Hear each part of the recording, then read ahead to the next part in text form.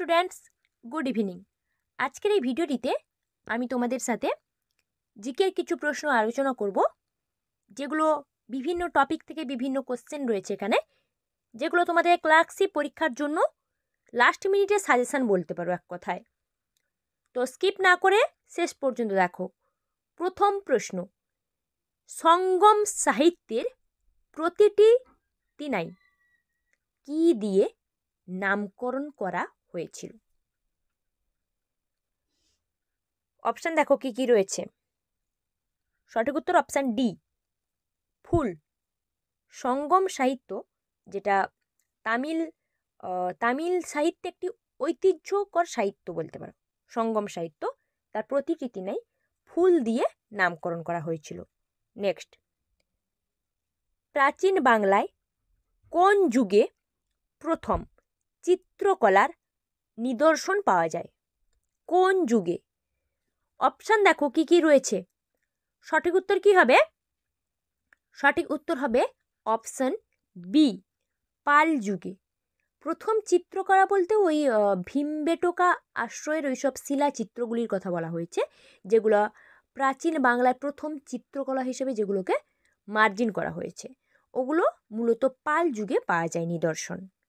Next, কোন শিল্পী wash পদ্ধতিতে ছবি আঁকতেন? দেখো, অপশানে চিত্রশিল্পীদের নাম দেয়া রয়েছে, ওয়াশ পদ্ধতিতে ছবি আঁকতেন। সঠিক উত্তর কী হবে? অপশান বি, অবনীন্দ্রনাথ ঠাকুর, যিনি ওয়াশ পদ্ধতিতে ছবি আঁকতেন। ঠিক আছে, তাহলে কোন শিল্পী ওয়াশ পদ্ধতিতে ছবি আঁকতেন? না, অবনীন্দ্রনাথ ঠাকুর। নেক্সট, জাবালি নামে কোন কবি পরিচিত? বাংলা সাহিত্যের কোন কবি জাবালি নামে পরিচিত ছিলেন? অপশান দেখো কি কি রয়েছে। সঠিক উত্তর হবে অপশান ডি, বিমল মিত্র, যিনি জাবালি নামে পরিচিত ছিলেন। ঠিক আছে, যিনি বাংলা সাহিত্যের একজন অন্যতম কবি ছিলেন, যিনি জাবালি নামে পরিচিত। নেক্সট, ঝড়ের পাখি এই অসাধারণ চিত্রকর্মটি কার? ঝড়ের পাখি। দেখো, চিত্রশিল্পীদের নাম দেওয়া রয়েছে অপশানে। কি হবে উত্তর? সঠিক উত্তর কি হবে? Option A, Debiprasad Roychowdhury. ঝড়ের পাখি অসাধারণ চিত্রকর্মটি দেবীপ্রসাদ রায়চৌধুরীর। নেক্সট প্রশ্ন, পোলিও টিকা কে আবিষ্কার করেছিলেন? পোলিও টিকা। অপশান দেখতে পাচ্ছ কি কি রয়েছে। ইনাদের মধ্যে পোলিও টিকা কে আবিষ্কার করেছিলেন? কে হবে উত্তর? সঠিক উত্তর হবে অপশান এ, জোনাস সল্ক। উনি সর্বপ্রথম পোলিও রোগের টিকা আবিষ্কার করেছিলেন। নেক্সট, ভারতের সর্ববৃহৎ বাঁধ সর্দার সরোবর বাঁধ, যেটা হচ্ছে সর্ববৃহৎ বাঁধ ভারতের, কোন নদীর উপর অবস্থিত? উত্তর হবে নর্মদা নদীর উপর। সর্দার সরোবর বাঁধ, যেটা নর্মদা নদীর উপর অবস্থিত। ঠিক আছে, সর্ববৃহৎ বাঁধ যেটা। নেক্সট, কোন ব্যক্তি দিন ই ইলাহির সদস্য ছিলেন? কোন ব্যক্তি? দেখো, অপশান দেখো কি কি রয়েছে। দিন ই ইলাহির সদস্য ছিলেন। সঠিক উত্তর হবে অপশান এ, রাজা বীরবল, যিনি দিন ই ইলাহি সদস্য ছিলেন।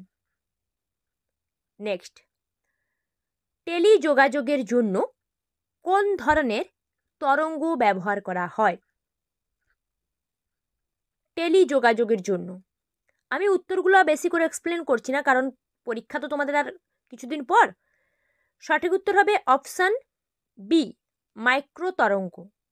টেলিযোগাযোগের জন্য মাইক্রো তরঙ্গ ব্যবহার করা হয়।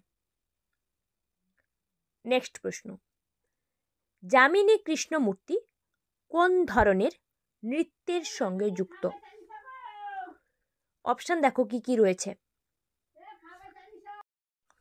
দেখো অপশান কি কি দেয়া রয়েছে। যামিনী কৃষ্ণমূর্তি।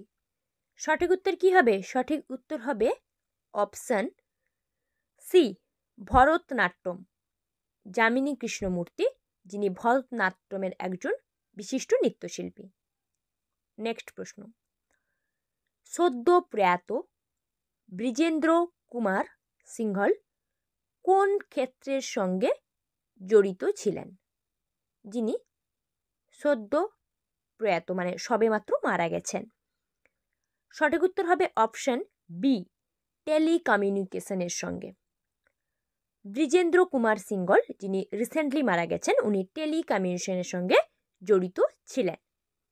নেক্সট প্রশ্ন, ইলোরা মন্দির কোন রাজবংশ তৈরি করেছিল? ইলোরা মন্দির, দেখো অপশান কি কি দেয়া রয়েছে। সঠিক উত্তর কি হবে? Option D, Rashtrakuta. ইলোরা মন্দির রাষ্ট্রকূট রাজবংশ তৈরি করেছিল।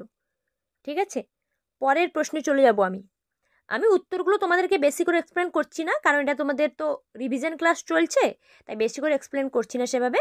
জাস্ট তোমাদের হাতে বেশি সময় নেই, সামনেই তো পরীক্ষা, তাই আমি জাস্ট রিভিশন ক্লাস করানোর জন্য প্রশ্নের উত্তরগুলো তোমাদের সাথে আলোচনা করে দিচ্ছি। আচ্ছা, এরপরে কি প্রশ্ন রয়েছে দেখো। তিলপাড়া ব্যারেজ কোন নদীর উপর অবস্থিত? সঠিক উত্তর হবে অপশন ডি, ময়ূরাক্ষী নদীর উপর অবস্থিত তিলপাড়া ব্যারেজ। ঠিক আছে, আশা করছি আমি তোমাদের সাথে যে প্রশ্নগুলো আলোচনা করলাম বোঝাতে পারলাম। যদিও আমি সেভাবে এক্সপ্লেন করিনি, রিভিশন ক্লাস চলছে তাই সেভাবে এক্সপ্লেন করিনি, জাস্ট প্রশ্ন উত্তরগুলো আলোচনা করলাম। তবুও যদি কোথাও কোনো ভুল ত্রুটি থাকে তোমরা আমাকে কমেন্ট করে জানাতে পারো। তার আগে চ্যানেলটিকে সাবস্ক্রাইব করো, ভিডিওতে লাইক এবং শেয়ার অবশ্যই করো।